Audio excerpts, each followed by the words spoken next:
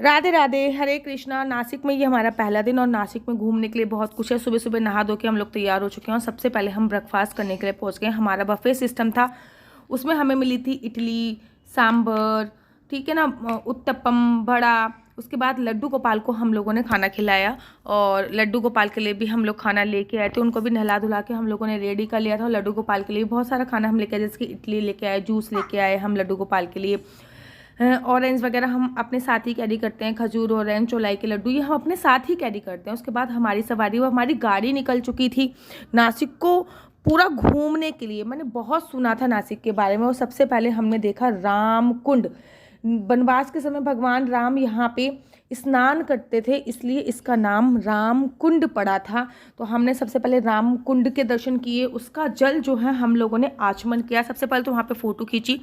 थोड़ा सा जल मैंने अपने दोनों, आज मेरे हस्बैंड पे भी डाला और मेरी बच्ची पे भी डाला। उसके बाद मैंने जल पे आचमन किया। सबसे पहले अपने हाथ धोए, फिर पैरों को धोया, फिर अपने सिर के ऊपर डाला।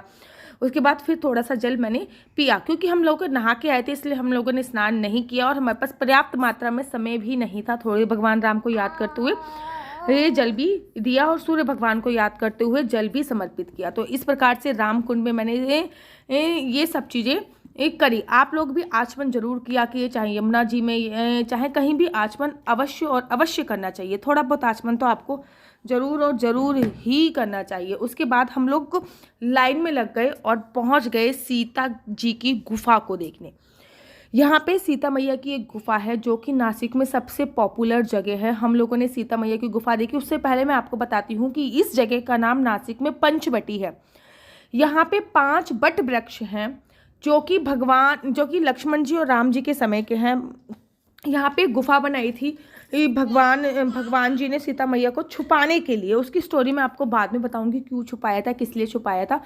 तो उन्होंने कहा था इस जगह की पहचान कैसे करेंगे, तो यहाँ पे 5 बट वृक्ष लगाए थे। उनको उस बट वृक्ष के नाम पे ही इसका नाम पंचवटी पड़ा था। दर्शन करने के बाद हमने वो फल खाया जो श्री राम जी खाया करते थे, जिसका नाम है श्री राम कंदमूल। तो हमने श्री राम कंदमूल जो है वो खाया और हमको टेस्ट करना था कि आखिर ये होता क्या है, श्री राम जी क्या कैसा है। बहुत टेस्टी है, मीठा है, मीठा है, बहुत मीठा। बेटा खाइए। वो मैं गिट्टी भी खा ली है। उसका पैसे दे दो। वो 5 बट वृक्ष बता रही हूँ जो भगवान श्री राम जी के समय की हैं। तो ये 5 वृक्ष, नंबर 1 ये लिखा है ना पंचवटी बर्ड नंबर 1, अर्थात ये पंचवटी का पहला पौधा है। उसके बाद हम ये रामफल खा रहे थे, वो भी हम उसकी भी फोटो कैप्चर कर रहे थे। तो ये पौधा नंबर 1 था और ऐसे ही पौधे उस पर लिखा हुआ है पंचवटी बट नंबर 2, ये 3 है, ये 4 है। ऐसे ही करके मैंने 5 पेड़ों को देखा। बाकी अब इनकी शाखाएं भी बहुत सारी हो गई हैं, लेकिन 1 2 3 4 करके लिखा हुआ है। ये 5वां बट वृक्ष, बाकी इनकी ये 3रा बट वृक्ष। बाकी इनकी जो शाखाएं हैं वो बहुत सारी हो गई हैं। अगर आपके पास समय मिले तो आप इनकी परिक्रमा वगैरह भी बहुत ज़रूर कर सकते हैं।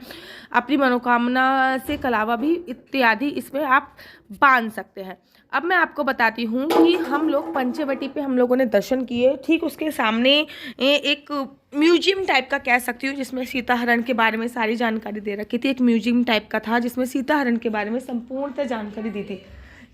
तो पहले हमने वो सीता हरण की जानकारी ली। सबसे पहले सीता गुफा में हम लोग गए, जो कि बहुत ही अच्छी थी। सिया को तो हमने पैदल चलने के लिए छोड़ दिया था। यहाँ पे भगवान राम की, सीता जी की एक प्रतिमा भी है और ये गुफा ना कुछ इस टाइप की लगती है और ये रियल गुफा है, उसी समय की गुफा है ये, और ये रियल है। सीता गुफा के दर्शन करने के बाद हम लोग बाहर आए और बाहर आने के बाद हमने जो वो म्यूजियम था जिसमें सीता हरण के बारे में सारी जानकारी दी हुई थी, वहाँ पे सीता जी का हरण नहीं हुआ था। सीता जी का हरण थोड़ा सा आगे जाके हुआ था, वो भी मैं आपको दूसरी वीडियो में बताऊंगी। लेकिन ये जो सीता गुफा है इसके हम लोगों ने दर्शन, सामने ही बना हुआ था वो सीता हरण का म्यूजियम। फिर हमने उस म्यूजियम के दर्शन करे और फाइनली मेरी सवारी जो निकल चुकी थी वो निकली थी तपोवन जाने के लिए। यहाँ पे लक्ष्मण जी ने तपस्या करी थी, कपिल मुनि ने तपस्या करी थी, वहाँ पे अनेकों तप हुए थे, इसलिए उसका नाम तपोवन पड़ा। जब भी आप सीता गुफा के दर्शन करो तो ये जो सीता हरण का म्यूजियम एग्जीबिशन बनी हुई है, यहाँ के दर्शन अवश्य करना, जो कि बहुत सुंदर है। थोड़ी सी हम लोगों ने गौ सेवा करी, हम लोग गौ सेवा करने का कोई भी मौका नहीं छोड़ते हैं। जब भी समय हमारे पास लगता है तो हम गौ सेवा जरूर और जरूर करने जाते हैं। अब तपोवन हम जा रहे हो, तपोवन में हम ये 11 चीज़ें देखेंगे। राधे राधे।